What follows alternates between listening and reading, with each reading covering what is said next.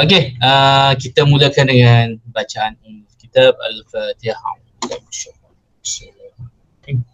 Alhamdulillahirabbil alamin arrahmanirrahim maliki yaumiddin iyyaka na'budu wa iyyaka nasta'in ihdinas siratal mustaqim siratal ladzina an'amta 'alaihim ghairil maghdubi 'alaihim waladdallin.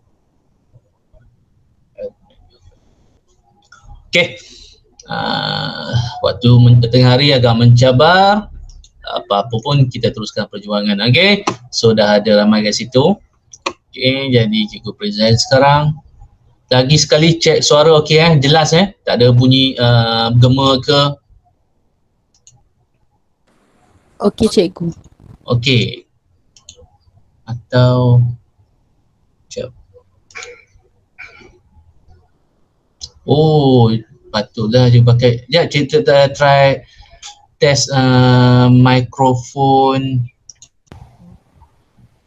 dekat sini. Test. Boleh dengar? Boleh. Boleh. Lagi clear ke sama je?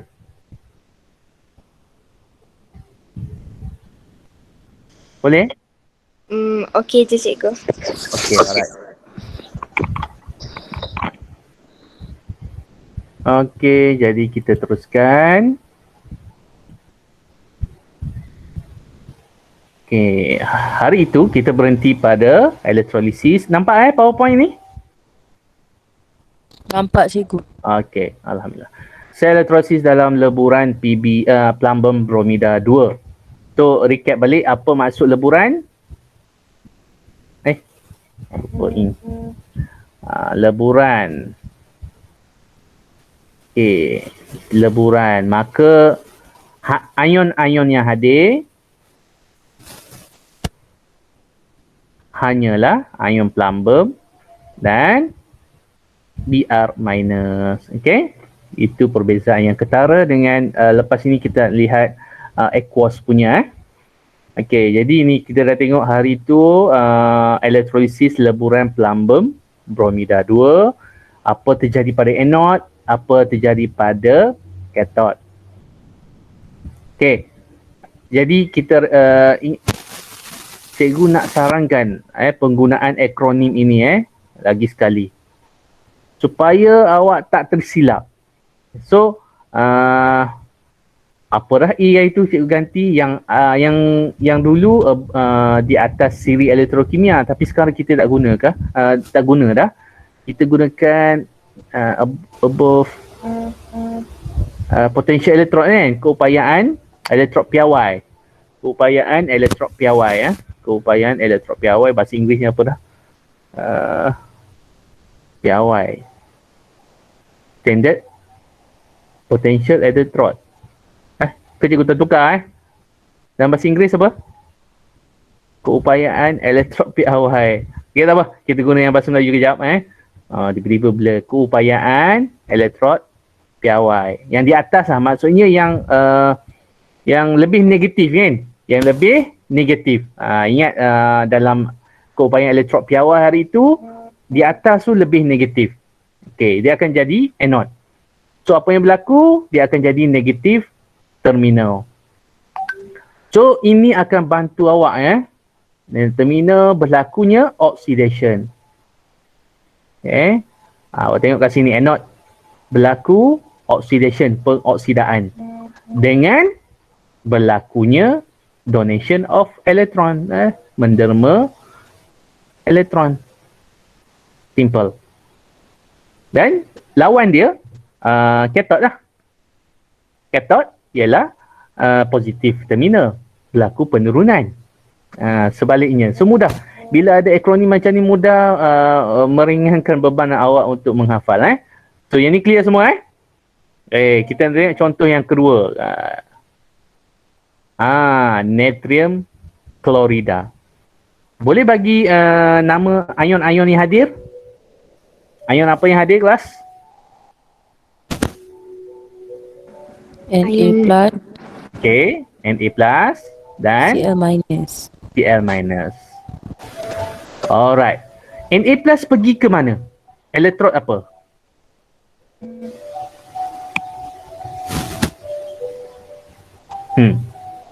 Ion positif agak-agak dia tertarik kepada elektrod apa? Dia dekat anode. Dekat anode. Anode cas apa? Cas. Oh, dia dekat cathode. Cas kan kita ada elektrod ni kan. Tak boleh besarkan. Awak tengok sini, cuba zoom sini. Bateri. Boleh nampak dengan jelas tak gambar ni? Sekejap aku zoom sekejap. Sekarang pakai laptop jadi PC jadi boleh zoom tak ni? Oh boleh rupanya.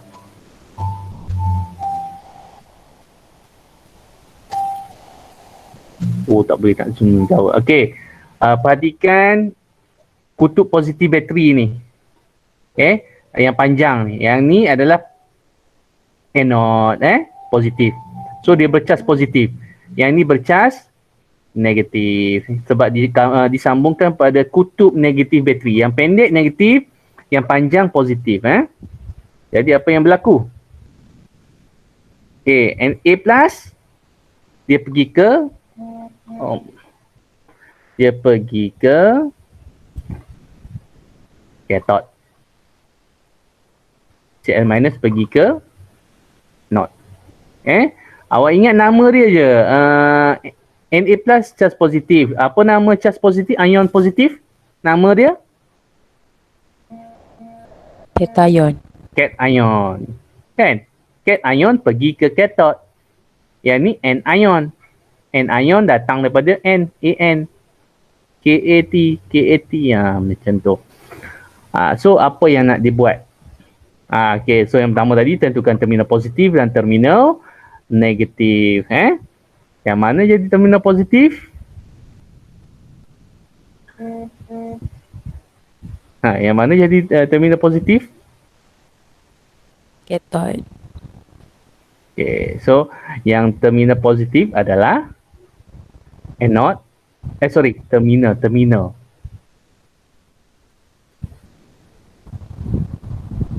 Okay, tak apa-apa. Kita tengok ion ni hadir tadi. Lepas tu, okay, di anode yang ditarik Cl-, di cathode Na+ kan.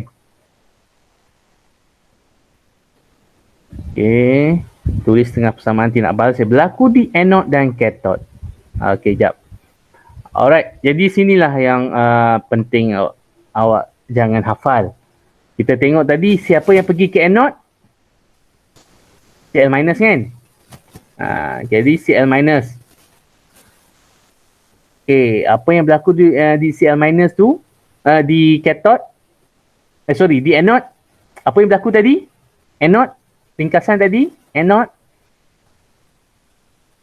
Apa yang berlaku di anode? Klorin nak buat apa? Dengar tak ni?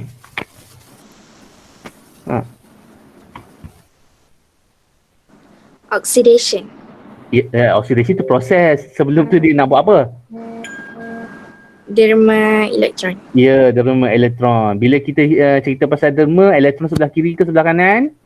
Kanan. Okay. Right. So Cl- bila derma, dia mestilah dia mesti nak jadi apa? Charge positif ke? Atom ke? Atom? Molekul. Kumpulan 17 dia wujud sebagai duit atom kan? Molekul kan? Okay, jadi awak tengok sini 2 Cl. Jadi sini pun 2 Cl. Sebab sini charge ada negatif darab 2 maksudnya negatif 2. Molekul kosong charge. Sini elektron ada 1. Tak balance charge kan? So equation ni sebenarnya persamaan. Negatif 2 dengan negatif 1 tak ngam. Kita kena letak 2. Itu yang cara awak memahami. So tak naklah awak menghafal. Untuk klorin macam ni, untuk bromin macam ni, fahamkan supaya mudah nak explain dalam soalan AC nanti. Okey, di cathode. Siapa tadi cathode? Na. Di anode derma, di cathode buat apa? Terima. So dia akan jadi Na. Jadi pemerhatian dia. Ini apa dia sebenarnya ni, klorin. Kalau ingat jadual berkala tahun lepas, Gas. fluorine, chlorine, bromine kan. Dua yang pertama adalah Gas. gas kan. Fluorine dan chlorine gas, bromine cecair, iodine dan asetin pepejal. Itu tahun lepas punya. Okay, jadi gas chlorine tak silap sudah ada share satu handout yang warna-warna SPM, warna-warna kimia dari SPM tu. Gas chlorine berwarna hijau. Dah dapat semua kan? Hijau pucat ke hijau kekuningan macam tu lah. Okay. Na, pemerhatian dia kita nampak logam. Logam berkilat lah. Logam kelabu berkilat. Okay, kita lihat kat situ. Sama Okay, pemerhatian berlaku gelembung gas kuning kehijauan. Betul lah. Kuning kehijauan. Pemerhatian benda yang nampak. Tapi sekarang tak boleh buat eksperimen. Kita belajar secara teori lagi lah. Dululah. Okay, anode, gelembung gas kuning kehijauan terbebas. Cathode, logam kelabu terenap. Lepas pemerhatian, kita nak tengok inference ataupun kesimpulan apa yang ditunjukkan oleh gelembung gas kuning kehijauan tu. Gas apa? Gas chlorine. Manakala yang di cathode tadi, logam kelabu berkilat tadi, itu adalah logam natrium. Tengok balik persamaan ni kan. Gas chlorine dan juga Na. Antara kesilapan pelajar selalu buat pemerhatian, dia ceritakan gas chlorine terhasil. Lepas tu, ni yang salah. Selalu pelajar buat di anode, pemerhatian gas chlorine terhasil. Tak boleh. Pemerhatian benda yang kita nampak dari mata. Dari mata dan telinga. Okey, di cathode, pelajar jawab logam natrium terhasil. Salah juga. Itu ada inference. Pemerhatian benda yang kita sepatutnya nampak dengan panca indera. Alright. Boleh? Untuk leburan mudah lagi. Untuk aqueous nanti banyak ceritanya. Okay, proceed Oh, ada lagi. Ada lagi. Kita nak cerita pasal redox. Lupa sekarang Pak redox. Syllabus baru. Okay. So, apa yang berlaku tadi? So, di anode tadi. Ini apa? Negatif 1 ni? Nombor oksida. Berdasarkan cas kan? Negatif 1 jadi negatif 1. Molekul kosong. Jadi negatif 1 ke kosong meningkat ke berkurang? Meningkat. Okay. Jadi ada dua takrifan oxidation kita boleh cerita kat sini. Yang pertama dari segi derma elektron. Yang kedua dari segi nombor pengoksidan. Awak kena alert lah soalan minta terangkan redox dalam dari segi peminahan elektron. Awak tak perlu cerita nombor pengoksidan. Kena tengok soalan minta apa. Kalau dia tak minta apa-apa, awak boleh letak je dua-dua. Kalau ada masalah. Okay, biasa soalan minta lah. Terangkan redox dari segi nombor pengoksidan. Kita cerita nombor pengoksidan. Tak payah cerita derma elektron. Boleh Okey, di cathode. Dari segi peminahan elektron, ion natrium. Antara kesilapan yang pelajar selalu buat, ini. Okey, bila disebut apakah bahan yang mengalami penurunan? Sama dalam ujian satu itu, ujian diagnostik. Ramai yang akan memberi jawapan macam ni. Betul ke salah?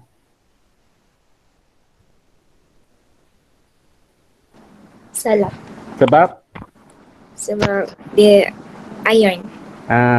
Okey, sebab ini adalah ion. Awak tengok balik soalan yang ujian itu, tak sempat kita nak discuss. Ramai tersilap buat macam tu lah. Apakah nama bahan? Pergi jawab natrium. Sedangkan dia ion. Sama juga macam ni. Ini adalah ion klorida. Dan kesilapan selalu pelajar buat juga ion klorin. Salah. Kulang halogen bila jadi ion ada perkataan ida menggantikan in kat belakang Okay, so itu berlaku tak redox? Berlaku. Sebab Sebab ada pengoksidan dengan penurunan. itu pun ramai tak boleh jawab. Tidak balas redox atau tidak. So redox perlu berlaku peroksidaan dan penurunan serentak. Dia tak boleh berlaku peroksidaan saja. Dia tak boleh berlaku penurunan saja. Dia mesti dua-dua. Tak boleh salah satu. Okey. Boleh kita sambung kepada 1.4. Sel elektrolisis dalam larutan aqueous. Ini aqueous. Aqueous ni apa dah? Aqueous, cikgu dah explain hari tu. Apa dah aqueous? Dia ada air. Bahan kimia kita larutkan dalam air. Contoh garam. Garam yang seketul kat rumah tu, kita panggil garam. Serbuk garam. Bila kita masukkan dalam air, dia dipanggil larutan garam. Larutan garam tu lah larutan aqueous. Ataupun dalam bahasa kimianya, garam NaCl. Natrium klorida. Bila kita masukkan dalam air, apa nama dia? Kalau kimianya, nama kimia? Garam, natrium klorida. Masuk dalam air, apa nama dia? Cepatlah jawab. Seorang je jawab, lain-lain mana? Daniel Iqbal. Membisu lah. Tertidur ke apa? Larutan natrium klorida. Apalah susah sangat nak jawab ni. Larutan natrium klorida. Siapa jawab tadi tu? Hani. Ni tak ada orang lain dah nak jawab. Apa ni? Mengantuk semua ke? Okey. Jadi dalam aqueous ada beberapa faktor yang mempengaruhi hasil elektrolisis. Kita pergi dulu secara secara keseluruhan. Nanti kita akan tengok satu-satu. Okey, yang pertama nilai keupayaan elektrod piawai. Lepas tu kepekatan. So kepekatan ni awak kena alert bila ada larutan halida. Apa maksud larutan halida? Larutan yang ada unsur kumpulan 17. Halogen. Kumpulan 17. Okey, so ada angka-angka kat situ. Okey. 0.01 dah dikira pekat untuk larutan halida. Okey, ingat untuk larutan halida saja untuk kepekatan ni yang dia mempengaruhi. Okey, lepas tu kita ada jenis elektrod. Sama ada elektrod karbon atau platinum. Okey, ini dia reaktif. Potonglah. Dia lengai. Maksudnya tidak bertindak balas. Manakala untuk elektrod logam, dia reaktif. Dia ambil bahagian nanti dalam tindak balas tersebut. So ada 3 faktor yang mempengaruhi kadar tindak balas. Kadar tindak balas pula. Hasil elektrolisis.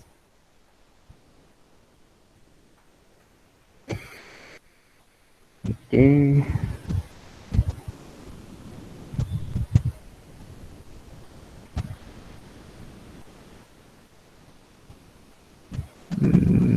Okey, kita pergi secara am dululah sebab kita akan tengok satu-satu dulu.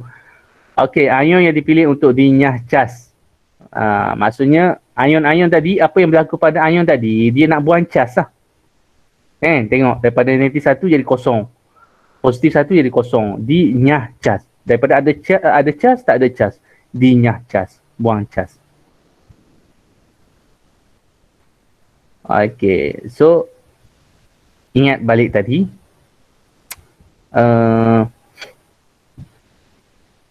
Perkataan Enoch tadi kan.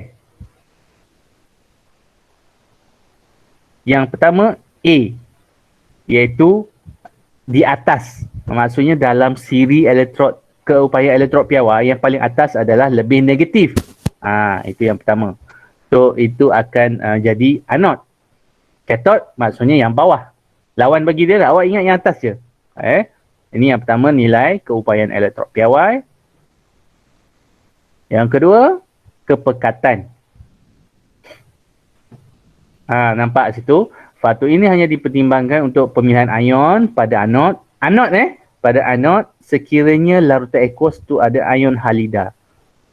So awak kena alert, kalau ada ion halida, mungkin kita kena hati-hati tengok kepekatan dia. Kalau selain pada ion halida, kita follow faktor yang lain.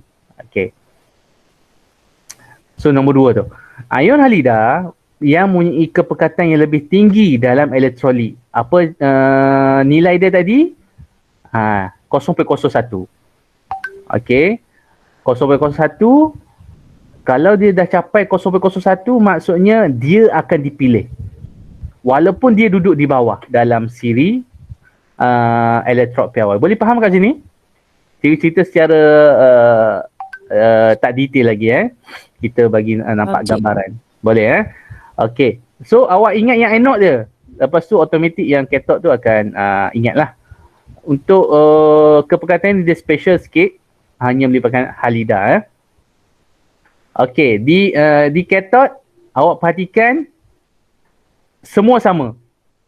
Iaitu di kathod mesti yang di bawah. Nilai elektrod piawai yang lebih positif. Maksudnya bawah-bawah tu lah lebih mudah dicas. Okey, sama macam kepekatan. Sama juga lebih positif. Keupayaan elektrod piawai lebih positif. Yang anode je awak kena fikir mendalam sikit. Yang ketiga, jenis elektrod. Okey, awak tengok dekat kathod. Semua sama kan? Cation ion dengan nilai elektrod piawai yang lebih positif atau kurang negatif dalam siri keupayaan elektrod piawai akan lebih dinyacas. Yang kita kena hati-hati pada anode. Okey, yang pertama anode. Okey. So nilai elektrod piawai, kita kena tengok anode secara detail.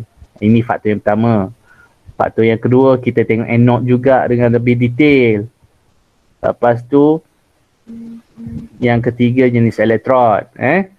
Di kathod, semuanya awak follow je keupayaan elektrod piawai dia. Kalau lebih positif je, dia akan jadi dinyacas di kathod. Alright, kita tengok contoh yang pertama dah. Pukul 1 dah. Okey, kupron sulfat. Okay. Tujuan mengkaji elektrolisis larutan aqueous kupron sulfat dan asid sulfurik cair dengan menggunakan, ada 2 ke?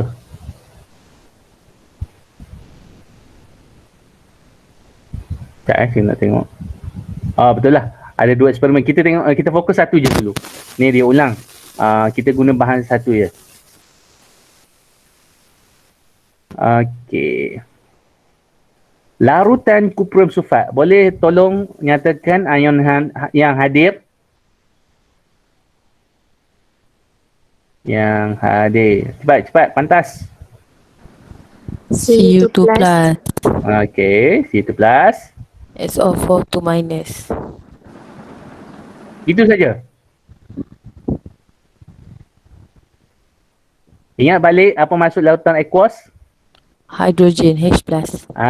Kita tambah dalam air kan? Maka dia mesti ada H plus dan OH minus. OH minus. Yang leburan ada 2. Okey. Alright, so inilah susunan dia. Inilah susunan dia. So apa yang berlaku nanti? Okey, cuba tengok kat sini. Mana anode, mana kathod? Sebelah kiri anode ke sebelah kanan anode? Kiri anode. Kiri anode. Ni kiri anode. Sebab? Sebab dia bersambung dengan yang positif. Kutub positif yang panjang tu kan? Positif. Jadi sini anode. Okay. So automatik sini adalah kathod. Kathod bercas negatif lah. Alright. So sekarang dalam ion ni, dalam larutan ni ada Cu2+, ada OH-, ada siapa lagi, SO4 2- dengan OH-. Okey. Yang positif pergi mana? Pergi cathode.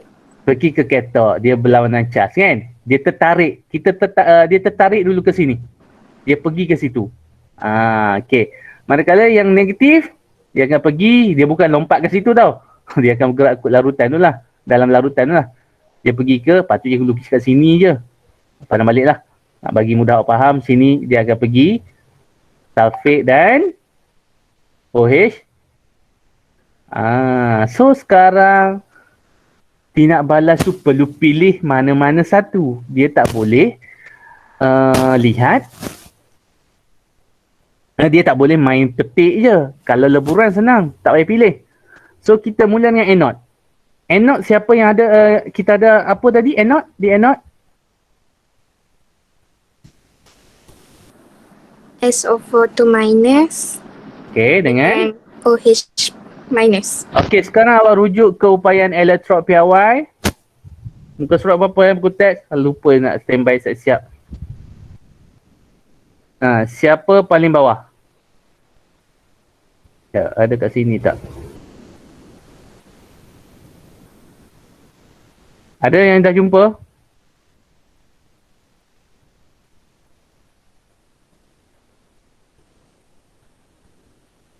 Ni ada pun. Okey. Yang ni kan tadi kan? Betul.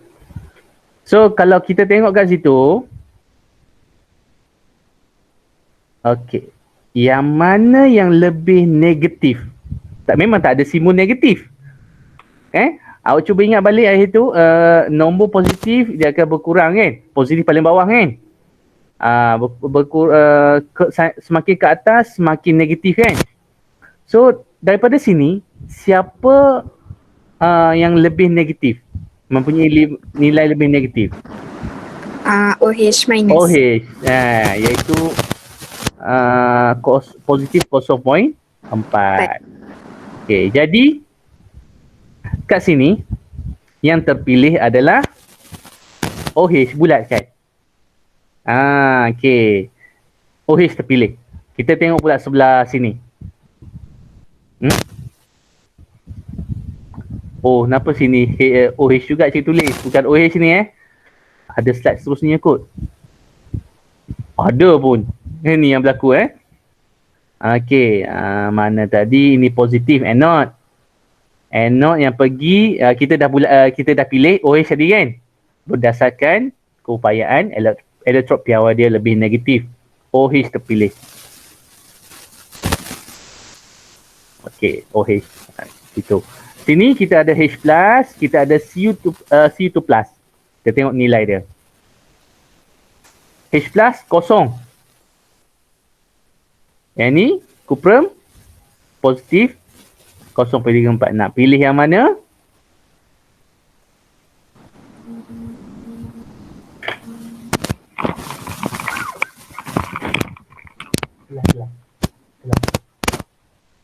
Kelas.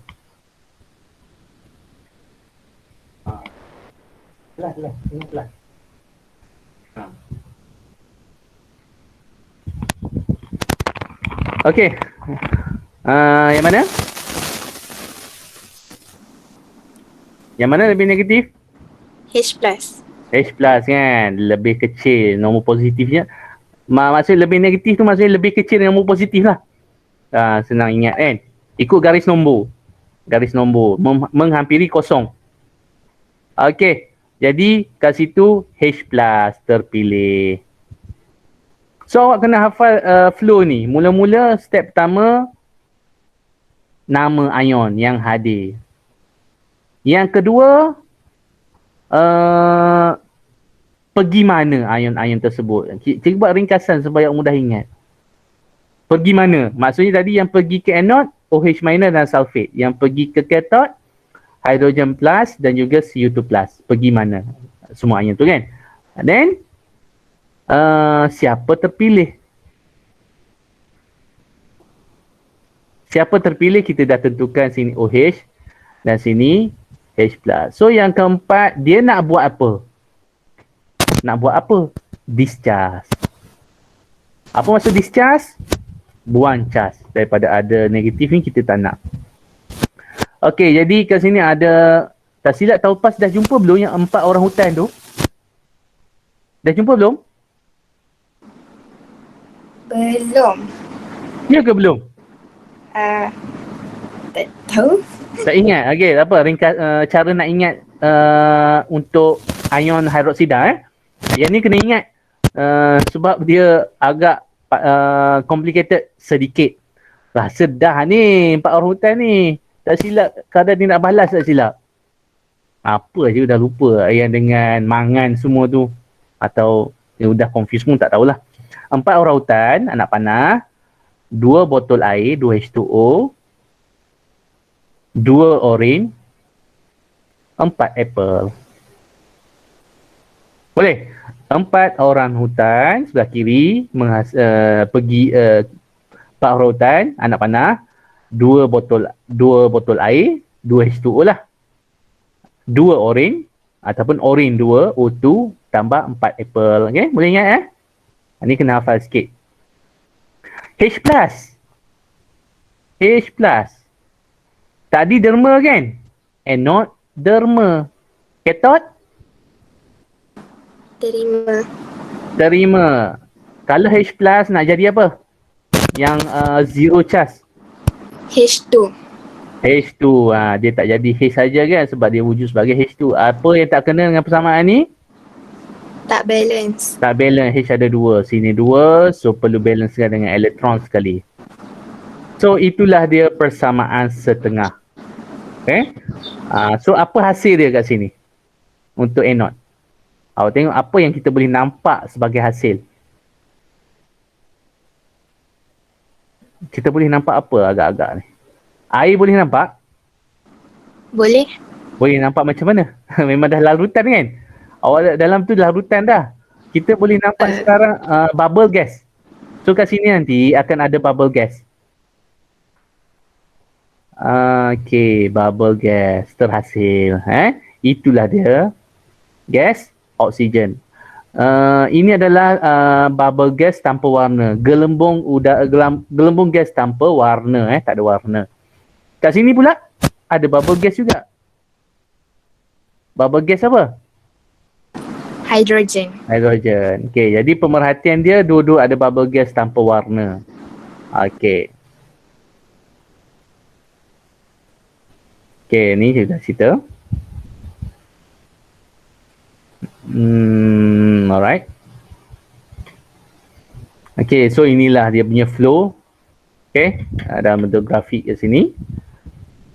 Okay, jadi tentukan ion-ion yang hadir dalam larutan aqueous tersebut. Pergi mana? Pergi ke anode, kan? Dan pergi ke cathode siapa? Lepas tu nak buat siapa terpilih dulu. Ni maksudnya terpilih lah. Okay, siapa terpilih? Tadi kita dah pilih OH berdasarkan dia punya nilai keupayaan elektrod piawai. Okay, ini pula sama juga. Dia terpilih tadi. Jap. Oh ya Allah, sorry. Aduh, kita tengok balik. Sorry Kita tengok balik. Di cathode kita ambil yang lebih positif. Alright, lebih positif. Alamak Yang di anode je kita nak ambil yang lebih negatif. Follow yang ni. Okay, aku dah tersilap. Sorry Kita ulang balik. Kat mana? Yang ni sini silap. Jadi bukannya hidrogen. Yang lebih positif tadi adalah Cu positif. Maka kita tukar sikit je. Cu2 plus. Bukan OH silap. Okay, jadi apa? So gelembung gas pun tak ada Gelembung gas pun tak ada ni. Jadi apa kalau Cu? Cu. Okay. Tambah 2 elektron. So pemerhatian kat sini Cu berwarna apa?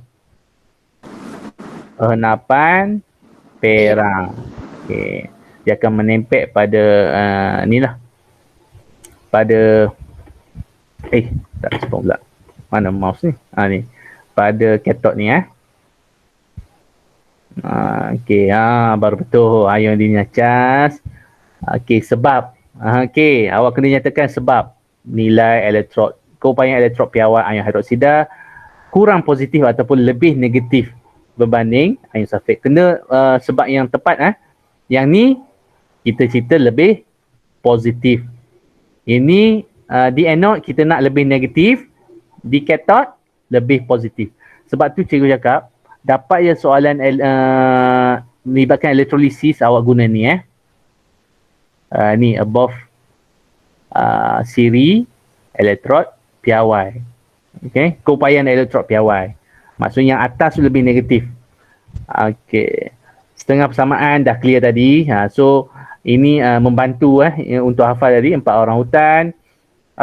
Nak buat oren dulu boleh, 2 oren, 2 air dan 4 apple. Yang itu kena hafal. Pemerhatian, gelembung gas tak berwarna, jangan jawab. Pemerhatian gas oksigen dibebaskan, tak boleh. Pemerhatian benda yang nampak ini pembejapairan terenap, nama hasil barulah inference.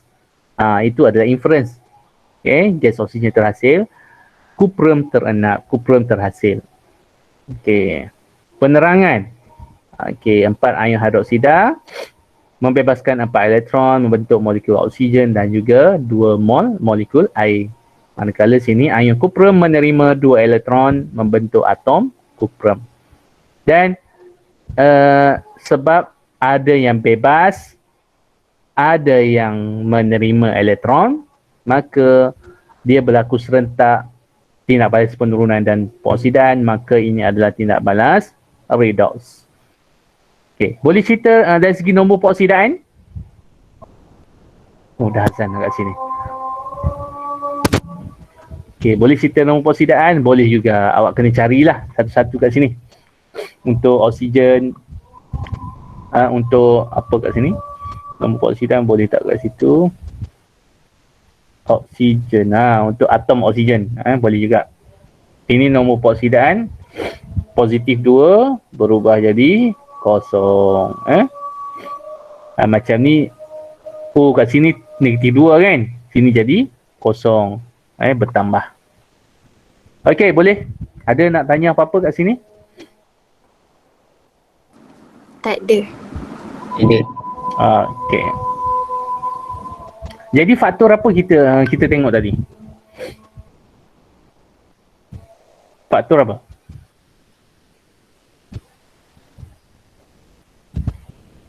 Faktor apa? Nilai piawai. Keupayaan elektrod piawai. Okey. So kita tengok ni pula. Kuprum tadi apa? Kuprum apa tadi? Kuprum sulfat juga tadi kan? Betul.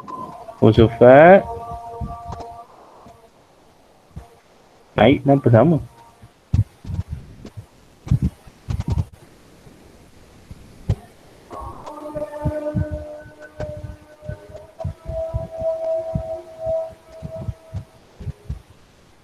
Benda sama tadi dia buat lagi sekali penerangan. Okey, kita tengok pula asid sulfuric. Yang ni cikgu pergi laju lah. Okey, so tentukan terminal positif negatif. Kita dah tengok kat situ terminal positif yang panjang sebelah kiri. Sebelah kiri Okey, tekanan katot. Ion yang hadir ada 3 je. Kenapa ada 3? Sebab ada hidrogen berulang kan. Satu daripada asid ada hidrogen, daripada air pun ada hidrogen. Jadi ada 3 saja. Jadi sudah tentulah di katot awak tak payah fikir apa-apa dah. Mesti ion hidrogen. Tak ada saingan. Okey. Siapa tertarik pada anode? Siapa pergi ke anode? OH. Ion bercas negatif. Pergi dulu.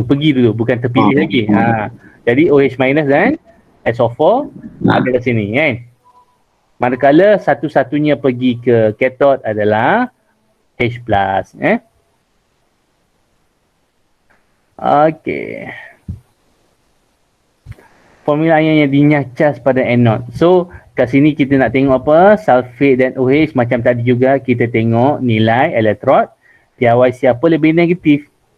So, tadi kita dah tengok OH minus lebih negatif. Maka, ion OH minus dipilih untuk dinyacas pada anode kerana nilai elektrod piawainya, keupayaan elektrodnya lebih negatif. Berbanding dengan keupayaan elektrod piawai ion sulfat. Dan di cathode tiada pilihan. Sebab dia ada satu-satunya ion yang hadir iaitu H+. Jadi H+ akan jadi ini dia, H+ akan jadi hidrogen. Ini baru kita nampak dua-dua hasilkan. Dua-dua akan hasilkan gelembung gas tanpa warna. Dua-dua sama. So inference sebab kepada penghatian gas oksigen dan gas hidrogen terbebas. So ini setengah persamaan yang berlaku di anode dan kathode tadi. Benda yang sama juga macam tadi. Contoh dia 4 rautan tu daripada negatif. Tersilap. Dapat nombor kira bertambah negatif 1. Betul ke negatif 1 ni?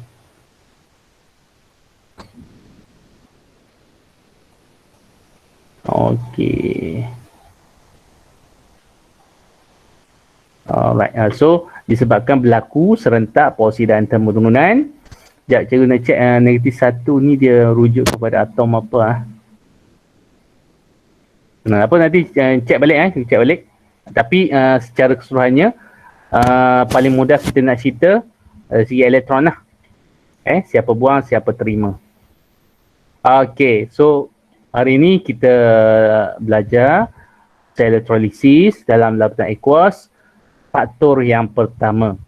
Faktor yang pertama iaitu faktor keupayaan elektrod piawai. Ada apa-apa soalan? Boleh ke? Boleh. Boleh Jadi sekejap lagi juga akan tengok modul tu. Mana modul rasa dah buat balik itu.